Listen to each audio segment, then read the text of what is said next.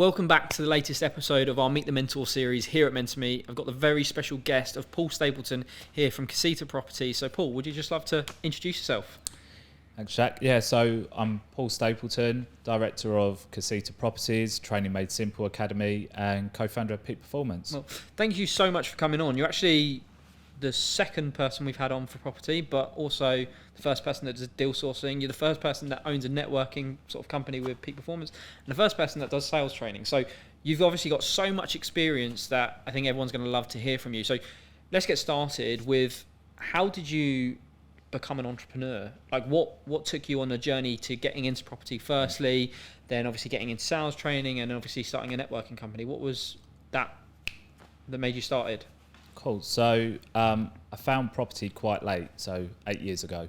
But I always loved earning money from really young age. First job at like 14 years old. Grafting hard, washing dishes in my dad's kitchen in his restaurant, working on markets in Essex and stuff like that, cold as hell, doing like 12-hour shifts for 30 quid, that kind of thing. Yeah. But I've always chose to spend my weekends working and earning money over just going out and blowing it and partying. Yeah, I want to get onto that actually in a little bit. I want to go straight in because obviously I'm a new father as well, so getting your balance on work-life balance will be quite interesting a bit later on. So you got into property 8 years ago. Obviously that's post-financial crisis, but obviously credit crunch, recession.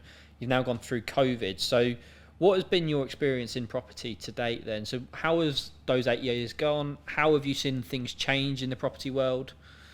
Yeah, it's been a roller coaster to say the least. And even like recently, we're only just getting over all the stuff that we had going on back in October as well. So it's about adapting, and it's just about having a strong enough mindset as well to get through it, and just know that it's like the stock market, right? You're going to have peaks and troughs within a business, within a market. And it always seems to come when things are going really, really well, and you get a little bit comfortable and you say, right, I'm going to start something else then, because this is automated, this is going well. And then it's like, no, you can't relax, you can't be successful. You can't be doing well. We're going to throw another tax at you, or another legislation, or let's whack the interest rate up. Look, a lot of people probably would have given up with what I went through over the last 7-8 months. 150 grand's worth of commissions lost through properties being downvalued and mortgages being pulled away from us. And we're talking weeks before exchange and completion. And it makes you question yourself, was there anything I could have done? Could I have been more proactive around getting these deals over the line quicker?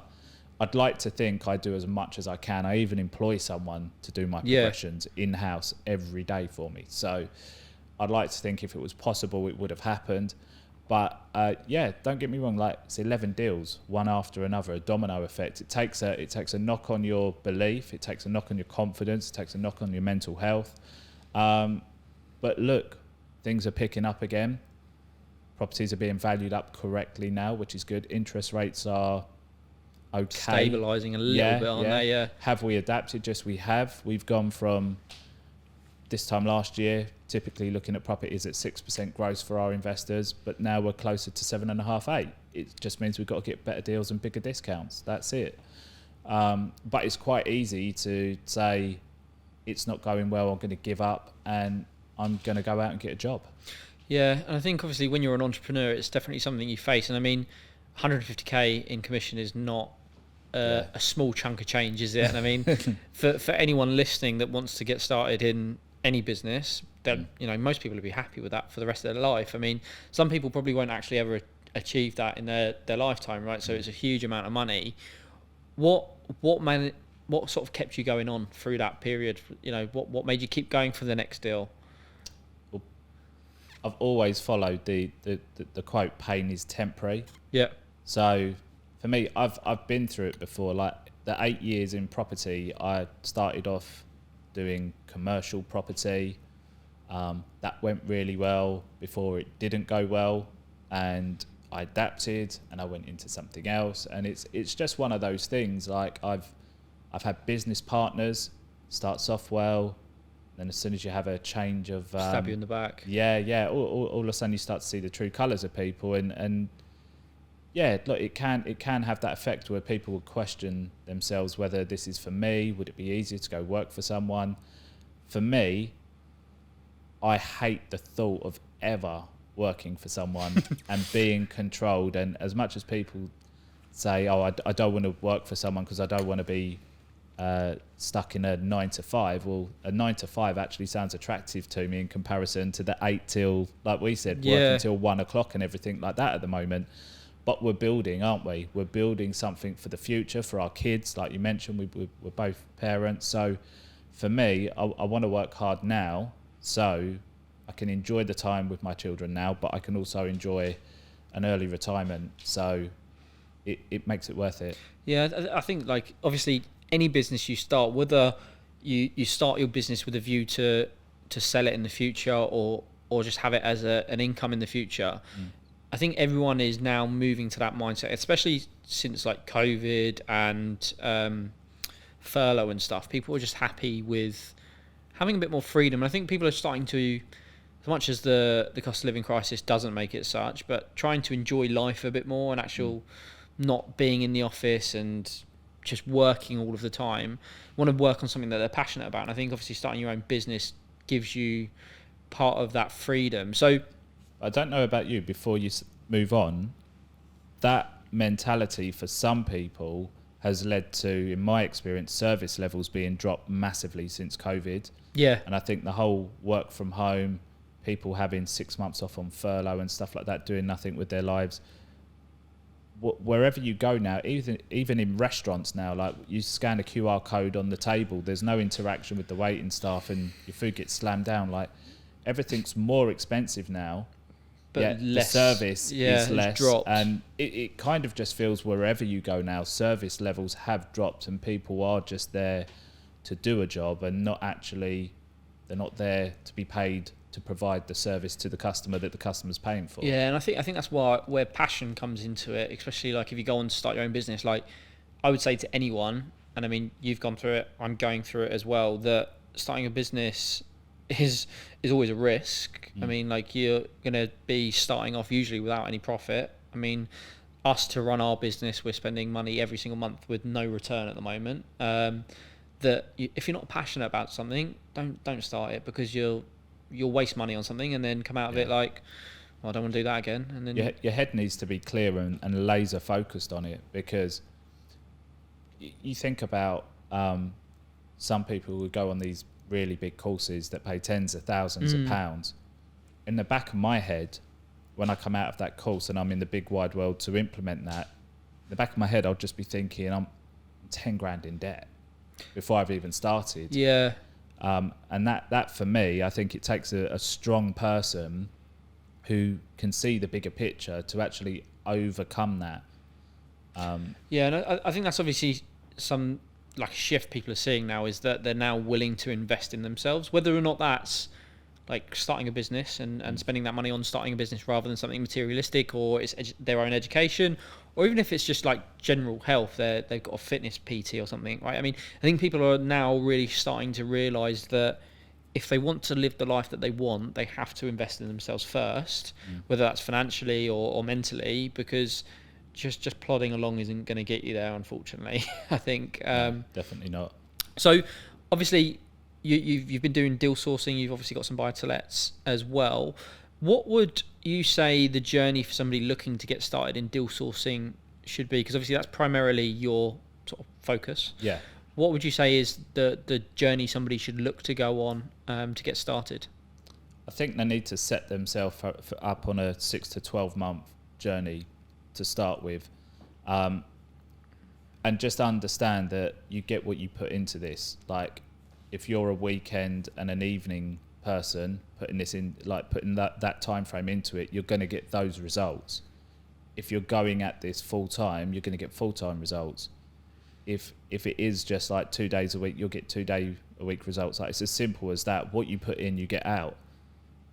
I've seen people from all walks of life, all backgrounds, succeed in this. So it's not something that I would say you have to be university educated, you have to have been an estate agent first. Like there's so many transferable skills that can be used to help you on this.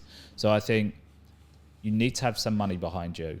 We discussed this off air, the whole thing about you can start a deal sourcing business for zero. You can, but believe me, HMRC are coming down hard if you are, and there's some whopper fines being handed out. So you need $1,000 to get started.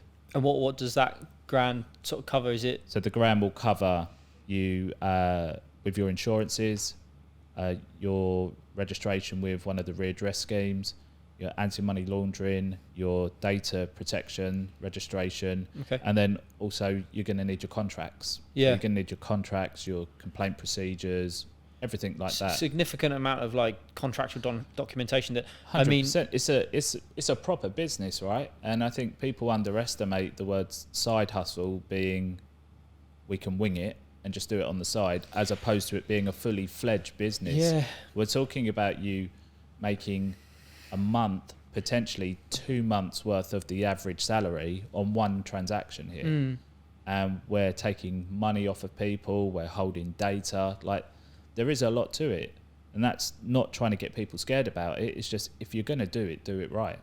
Yeah, and I think that's important, and that's obviously where, like, we'll come on to mentoring a bit later, but that's where a mentor can massively help you. And I actually think when people think side hustle, I like the point there, is they think of it as something on the side, when really most side hustles are you're starting a business. It's just a side business for now, with the view that you'll do that permanently, right? I mean, so having the mentality of it just being a side hustle, unless that is your complete goal. And I mean, I can appreciate that. Like for me, I've obviously got like an Amazon business on the side, which is a side hustle for me. It's that's all I want it to be. I only want it to do like $1,000 of profit a month. That's completely fine. I don't want anything else from that.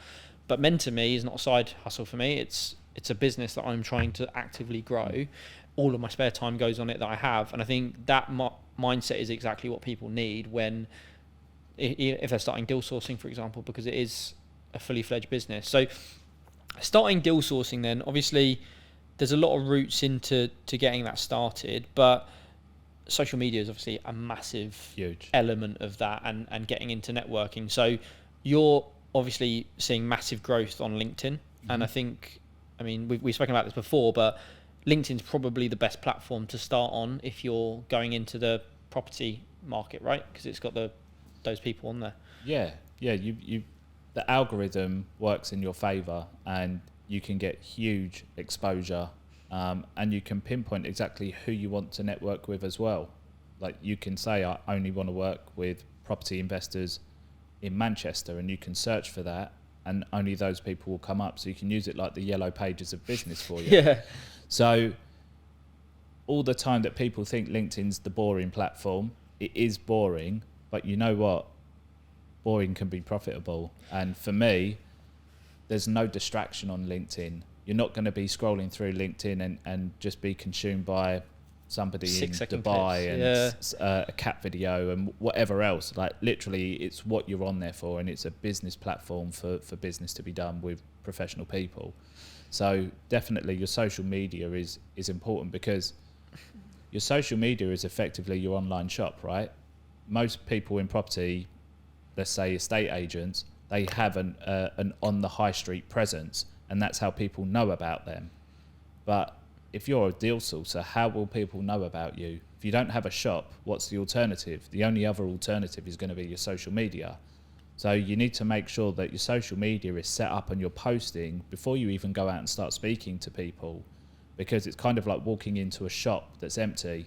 It's got nothing on the shelves. Yeah, especially when you're getting started for the first time. Exactly. You're not going to have sourced too many deals, are you? So I mean, you've not got testimonials that you can rely on.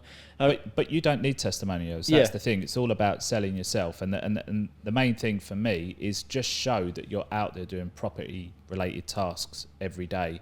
Like book a day of viewings, go on those viewings, document those viewings, get pictures, get videos, find a property that's got loads wrong with it, and build some content around advice on how you should handle a damp in a bay window, for instance, or this property looks like a deal but it's not a deal because it's non-standard construction. Like, just start getting that out there. People won't look further back than a month on your profile. No, exactly, So just get a solid month of posting.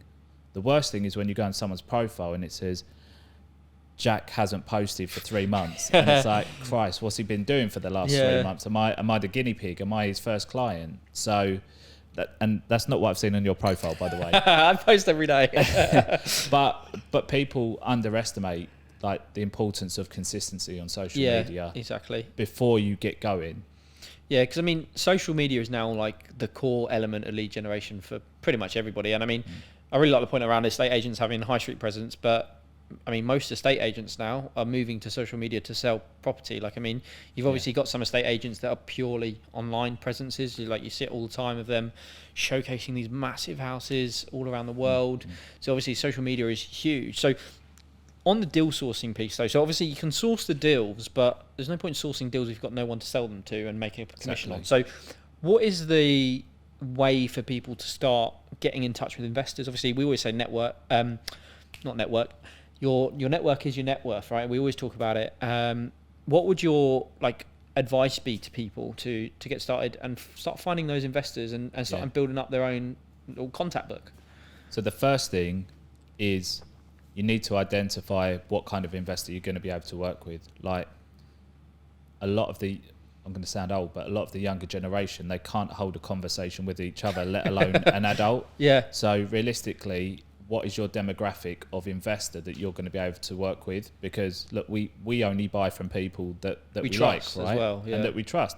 I'll be happier to pay an extra % to someone that I could see myself working with than go for the cheapest option, but think I don't really like you. Yeah. And I can't see us doing business. So first thing is work out exactly who your demographic is, and then think, well, what are the habits of that demographic? Like, if we're looking at, say for instance, you're looking for younger people that want a side hustle, well, we're likely to find those people on like Instagram and TikTok because that's where they spend their time. Rather than LinkedIn.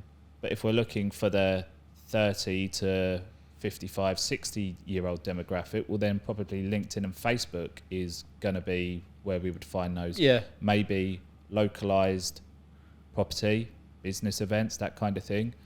I encourage my students to go to non-property related events. One, you potentially will be the most interesting person in that room because everyone's there for a specific industry and you're different. And secondly, you're not in a room full of your competition where we're all there looking for that investor, we're all there looking for that landlord, that developer, whatever it is. So I think building a strong network is getting yourself out there, and it's all about the follow-up as well. Like understanding you don't just go and hand 20 business cards out at an event. Not speak to them again. Yeah, you want to make sure that you're following that up. Great to see you. Yeah. The thing is, it's not about that person you met at the event. It's about their network as well.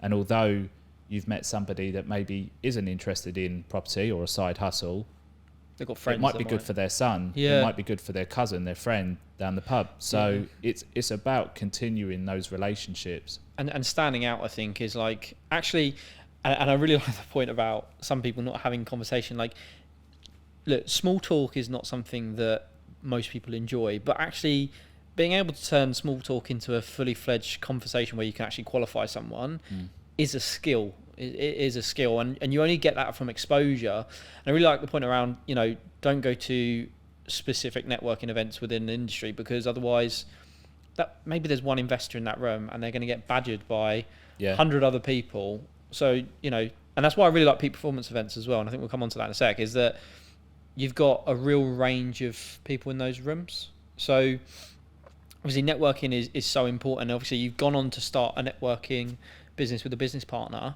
So what was the opportunity that you saw in that space to actually start because it's a completely new business for you, right? I mean, you've obviously done networking in the past. February, so year and a half. What made you start an events company?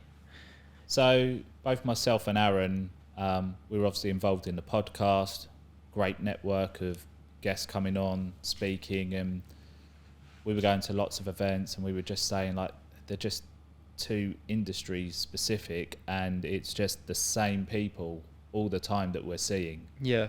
And you'd come away having a good time, but you'd never necessarily come away saying, I've met somebody new, or made money. That's a deal, or that's a client. And for me, being a dad, and obviously you now as well, is if I'm going to spend any time away from the family, you want an ROI. As bad as it sounds, it has to be worth it financially for me and the business. Yeah. Otherwise, I'm sacrificing time with them, putting them to bed, and that has an impact. So as long as I come back thinking, you know what, I feel really good from that, and I've achieved something, that's the main thing.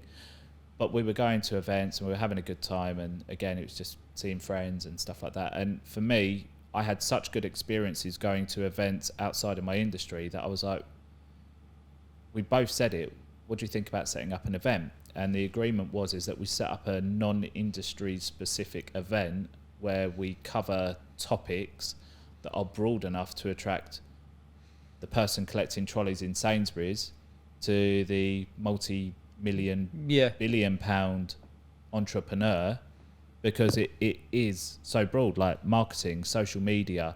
These are all things throughout any business that people should be focused on. Doesn't matter on your industry, no, right? We've covered mindset, we've covered finance, we've covered marketing, we've done 2 social media events. Now we're doing the business accelerator, which is about scaling your business using lead generation tools. Like, there's some huge topics here that if you came from the very first event to our 6th event now, your business should be flourishing from the information that you took away from it, and also the people in the room. Yeah, I really like the variety as well. Especially, I'm really excited. So I've been to, I think, one event in the past where we were a sponsor as well, and then obviously the previous event, I think I was on holiday or something. But I'm really excited about this one because you actually recommended Shah's book to me probably about a year ago. So it's amazing that she's going to be there and speaking. I'm looking forward to a lot of the content actually. By the time this goes out, the event would have passed, so everyone can see how the event went, and obviously if they didn't get a ticket, make sure they're at the next one. So really excited to do that. And what I actually really like is the variety of the speakers. Mm-hmm. And I like how you have a theme, but it's also speakers that you're bringing together from different industries and different backgrounds. Alongside, they're not the same speakers that go to all the other events, which I think is quite key because it helps you. Like, it's tough to get a stage as good looking as our stage as well. Like, we've got not one powerhouse, but we've got 3 powerhouses on that stage in one go. And again, like you said, it's kind of variety, like making sure that we've got people that everyone can relate to. It's not too male dominated, it's not too female heavy. Like, we want it from all backgrounds, all ethnicities, all cultures, like everything. Like, that's the true power of networking, is that you can get people from every background, every industry, even like experience level. Like, for me, seeing some people in that room that haven't even set up their company yet, and seeing that over the last year how they've excelled with their confidence, just being around people that are doing so well in business, that's a huge achievement for us as well. And Aaron and I get so many messages from people saying that they're just so happy that they've been to the events, because where they are now is through relationships they forged at the events, information they got from the events as well. I think it's also like getting out there earlier. I was quite impressed with, so I've always thought I'm still quite young, being 25 now, but there's people younger than me there, and I'm just thinking, fantastic, good on you for taking the risk to get out there, because networking isn't the most comfortable situation when you're brand new to it, right? I mean, you're in a room, sometimes you're going to these events alone, like without any friends. Which is the best way to do it as well, because you're forced to go and talk to people. Otherwise, you're just going to be sat in the corner with your mate. Yeah, or by yourself, right? I mean, if you're not going to put yourself out there. So, for people going to networking events, what would your advice be to actually get involved with conversations and actually meet new people? So some events we don't do it yet, just because we sell tickets all the way up to the evening on the door. But some events will release the guest list before the event, and I think it's quite good to do a bit of research, spend a couple of hours on all the people that are attending the event, and work out exactly who you think you would relate to more and would have the best conversations with, so that you can make sure that you reach those people first. Our event, we have the lanyard, as you know, with the QR code, where you can scan after the event, and it's got a full list of everyone with their socials. So if you did miss them, you can get in touch with them. You can get in touch with them after. But I think just go there with no expectations. Like, go there and just say, right, I'm going to go there, and I'm just going to network with as many people as I can, have as many conversations. And sometimes you find that one person who you just click with.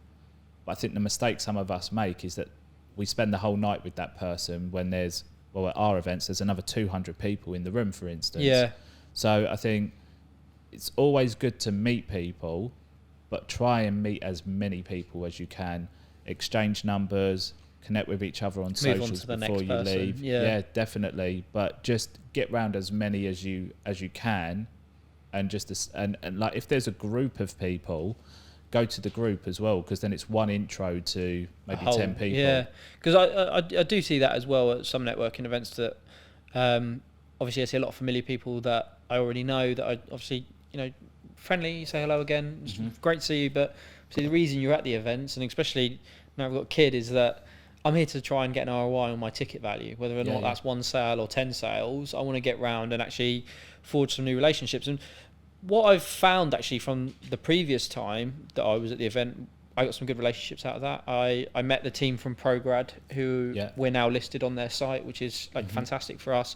That connection wouldn't have happened without coming to the event, just purely because I would have never had the exposure to them. And then there's also people that I met who were in full-time jobs. There's a guy called Lewis, I'm not sure you know him. He's in insurance, he's a really good guy, but he's also somebody that was going to all of these events, isn't starting a business yet, but it's highly likely that, you know, he's around the right people. That's the main thing. Exactly. And, you know, if we always think about lifetime value of someone in terms of your own business metric, you know, it's likely that if you've put a face to a name once, you see them again and you follow up after the event and you continue having these organic conversations, at some point they're going to be in a position where they might want to buy from you, and you're going to be uniquely positioned to do that. So obviously that touches on the networking side of it. So just coming away from peak performance events, obviously you've got another business which is Sales Training Made Simple. Yeah, we've got Training Made Simple Academy. Training Made Simple, yeah, and then that incorporates property training made simple, sales training, and social media. And what took you down starting that? Like what made you go from, okay, well I've been doing property for 8 years, I've started an events company. What took you down the route of, right now I want to educate people on making sure that they get the best information to actually start a business, whether or not it's starting something on LinkedIn, leveraging Canva tools, because I know you've got an online program on that, or learning specific stuff around business or even sales? Like what took you down that route? So it's quite funny because I've never advertised my training stuff until recently. So a lot of people think, oh, Paul's going down the route of being a mentor. I've been a sales trainer longer than I've been in property. Yeah. So I've been in sales for 15 years and I've been a sales trainer for 12 years. And my sales training business is what found me my first role and introduction into property. So sales training is literally a passion of mine. It's what I've done for forever. Even before that, working on the markets, working in the restaurant, like it's all sales. So that's my passion. But what I teach are just the skills that I've learned on the way in order to make my business successful. And I think you mentioned like Canva, we mentioned LinkedIn, stuff like this, and people may look at them and think, oh, they're little add-ons. But for me, I teach the most successful tools that have helped me build a profitable deal sourcing business. Yeah. And it's quite a rarity. And I speak to so many people that actually say they really struggle to meet people who are actually doing well in deal sourcing. And I think the reason is because I look at it as you need to know more than just property strategy, right? Like you go on a course and the course is designed for 200 people in the room, but the demographic of those 200 people are all completely different. Like we're at different education levels, some have different skills, some learn at different speeds, some need to sit down one-to-one with someone to learn, but others can just pick it up like that. So I looked at it and just thought everyone I speak to that's been on courses is coming out and they're just lost. Like it makes sense in the classroom, but then when you're thrust into the big wide world, no support. They're coming up against things and they're like, I don't actually know how to start. I know how to find deals, but how do I find my investor? And then they have the first call with the agent and the agent says something and the agent's like, well, what about this? And they're like, they just freeze and hang Yeah. up the phone. They just put the phone down And because then they don't know how to you've burnt handle that it. relationship. That's it. So I was meeting lots of people at these events, and lots of people had seen me on social media and just peak performance and podcasts, and they were just asking how I did it. And at the time at the height, we have 14 sourcers within Casita Properties all over the country. So we had an office in London, we had an office over in Warrington that covered the Northwest, and we were just sorting out an office back end of last year in the Northeast before obviously the downturn. So I was used to training people on my way of doing it, and a couple of people said, would you train us? I just thought, you know what, we'll do it. And it was such small tweaks that needed to be added to these people that had been to courses, and it was all about confidence, imposter syndrome, not knowing what to do first, the whole chicken or the egg. Do I find the property, then find the investor, or the investor and the property? How do I speak to the agent? Like, I've been given this script, but this script isn't answering the question that the agent's saying to me. It's also that script sometimes isn't that person. Like, scripts are rubbish. Yeah, I hate them. You need a prompt sheet. These are the points I need to cover. I'm going to do it in my own delivery, because otherwise you just sound like every robot out there. Well, the problem is what a script does is just tell you that every deal you go into can be pitched in exactly the same way, which we know is, and it's not the case. I would say it's the second or the third call that you put your pitch forward. The first call is the fact find. It's all about finding out the motivation, the pain points of that particular person. Why are they looking to sell? Why has the property not sold? What's the problem the estate agent's having right now? Are they having too many viewings and no offers? Why is the vendor selling? Do they need a quick sale? It's a probate. Like, you need to know all of these things, and then you need to take yourself away from that conversation, that excitement of the conversation. You've got all that information, got information on what you think maybe you could get it for, and then you build your plan. You look at all your services, your USPs, and you then approach that second call saying, so you mentioned really struggling at this, XYZ, this is how we can help. The problem is most people just always think it's based on price. Price isn't always the factor for people to go with you on everything. Like we mentioned the fee. It's not about your 1% selling fee and I'm 2% selling fee. Like, it's the relationship. If they don't feel that your services can fulfill their problem, they'll go with someone who can charge more. So again, it's just understanding and giving people that advice as and when they need it. And that's why the mentoring is so much better, because it's an ongoing, accountable person there that can be giving you that advice once a week, once every 2 weeks, once a month. I'm like a massive fan, obviously, of mentoring. It's why I started a mentoring marketplace. I'm a bit biased, but I always found with online courses that they would have these amazing sales pages that would buy you into something. Oh, it's down from £1,000 down to £39. You have to buy it now. You're going to be able to go and start a deal sourcing business. And then what it is you just don't have enough detail in them. No. And it gives people the feeling of they've been scammed somewhat. But you can't give people enough detail, not in a 1 day, 2 day, 3 day masterclass. And if you could give them everything in a 3 day masterclass, you're going to completely blow their brains. Like, this is why school has a curriculum. Like, you don't learn algebra before you learn subtraction and addition, right? And that's the same with this. There's no point you learning everything today. Like, you learn about how to progress the deal when you're not even at the stage where you've found a buyer and found a property to sell to them. So it's a gradual thing that you need to learn as you go, and your main concentration should be on the first part. So the first part being, go out and identify what location you're going to focus on, what strategy, and what property type. And once you've done that, go out and find your investors. And if we find that the investors that we're finding aren't interested in either that location or that property or strategy type in that location, well, then we go back to the drawing board, because there's no point sourcing a product that don't have any buyers. So if the initial kind of strategy was HMOs in Birmingham, but we come away from it and it turns out everybody's looking for blocks of flats in Birmingham, well, we either say, right, well, we're going to look for HMOs in another area, or we're going to start looking for blocks of flats. Then you build up your investor database, and like Daniel Priestley says, you oversubscribe. So I know that I'm taking everybody on here that is only looking for blocks of flats in that area. So I've got 10 investors right now looking for flats in Birmingham. So I know if I go out and find a block of flats in Birmingham and I offer it to all 10, I'd like to think I'll have 3 people that are interested. Yeah. So we're oversubscribing to it.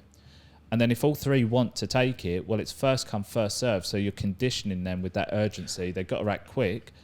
And then knowing that there's still 2 people there that wanted to buy that just gives you that fuel to go out and find another two bits of stock. Yeah, I think that's really important. And I like obviously the point that you were saying around, ongoing support. This is why the whole mentoring stuff works. And I think people are a lot more successful once they go through mentoring. And it comes back obviously to the bit we were saying earlier about investing in yourself, because obviously mentoring isn't free.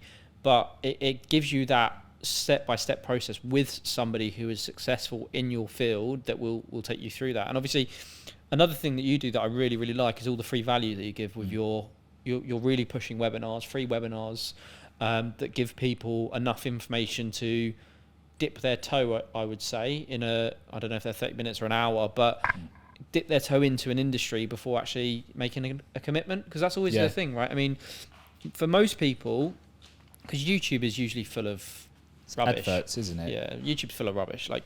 But being on a live webinar where you can actually ask people questions from an expert that's teaching for free, it's like an absolute no-brainer, right? And I mean, I think you do that really, really well. So coming then onto the mentoring side, how do you sort of structure that mentoring program? Like, is it a program? Is it more we're going to work with you and then tailor it to you? How does it work? Exactly that way. So again, the program it's not adaptable enough to everyone.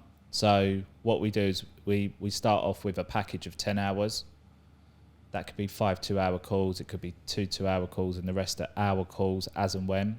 And they're all ad hoc. So there's no curriculum built into it. The first 2 hours is all about business structure, establishing where they're at right now, and building a plan on how we grow them to where they need to be. And 9 times out of 10, it always revolves around get your socials up to scratch, find your investors, and then we'll go on to teaching the property bits. Yeah. And the thing is, the property bits are the bits that they always want. Straight away. So by holding the property bits back until they do the bits that they're quite lazy to do, actually pushes them to do the social media bits faster. So 1-to-1 for me is the best. We've also created a WhatsApp group for all members as well, which is great. Awesome. Community is so important.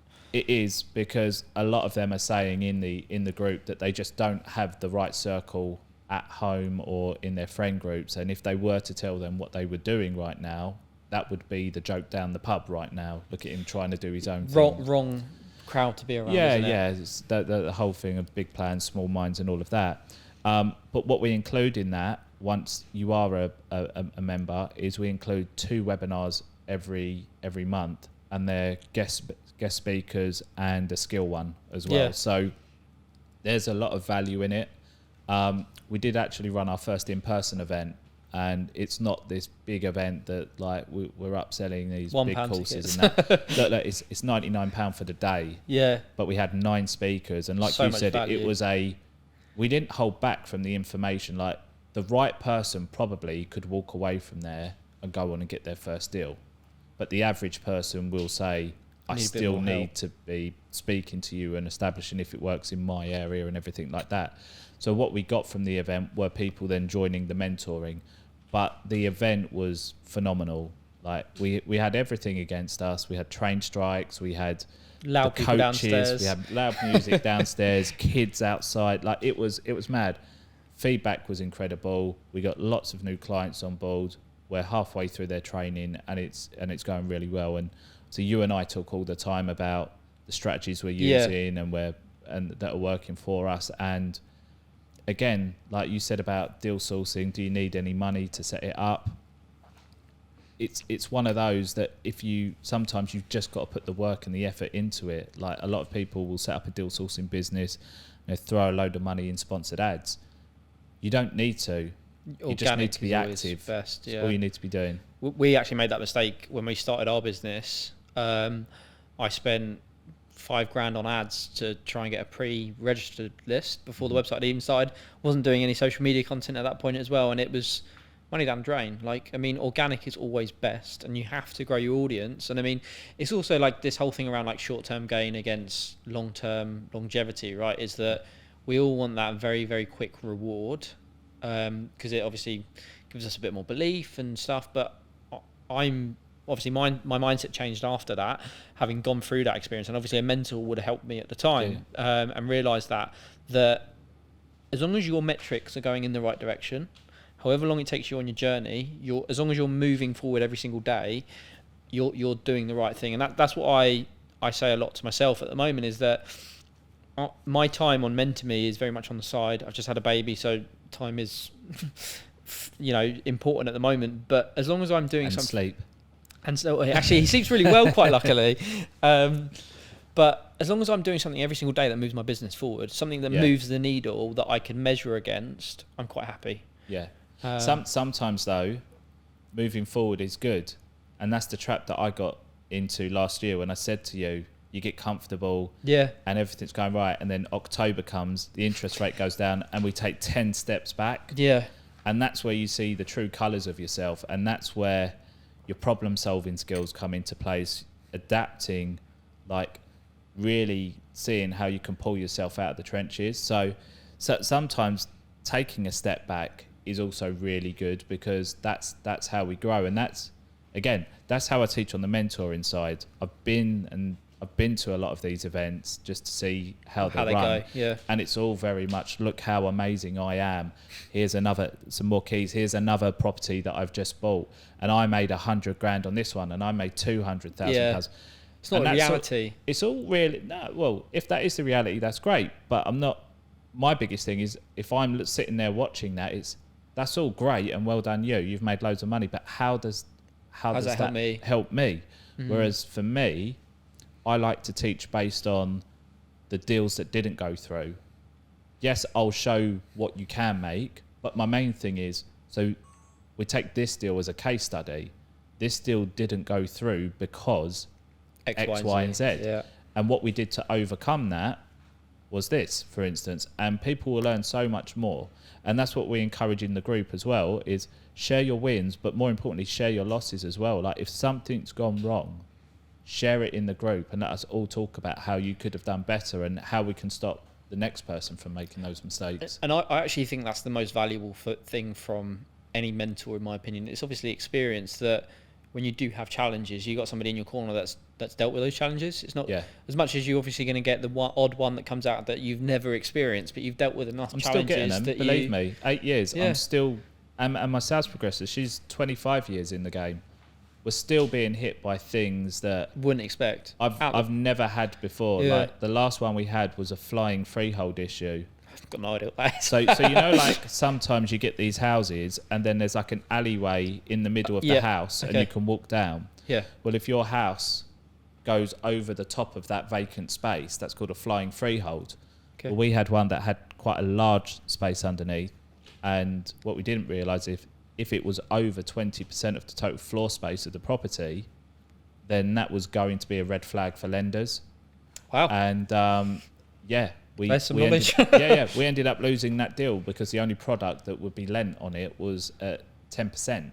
Yeah. So the interest was just crazy. But again, I always say, I wouldn't class that as a mistake. It's just a learning curve. It's only a mistake if we make that again. That's the first thing. If we don't learn from it and we keep doing the same thing, then we are making mistakes. The main thing is we're growing, we're doing different things, we've made a mistake, we now implement a new piece of due diligence into our property information forms that we do, and we don't make it again, and we make sure that we teach people not to make that mistake again. So on the teaching then, so how can people that want to get started with deal sourcing and learn from you, how can they get in contact? How can they get started? So obviously, firstly, MentorME, plug. But look, social media, I post everything on social media, YouTube, Just reach podcasts. out. You'll get in touch. Yeah. Just Paul Stapleton across all platforms. Lots of free content. Eventbrite, there's lots of free events going on as well. Yeah, and we're going to get you on a webinar very, very soon to talk about all about property as well. Cool. So make sure you're there. So thank you very much, Paul, You're for welcome, coming mate. on. It's been a fantastic podcast and great to listen to.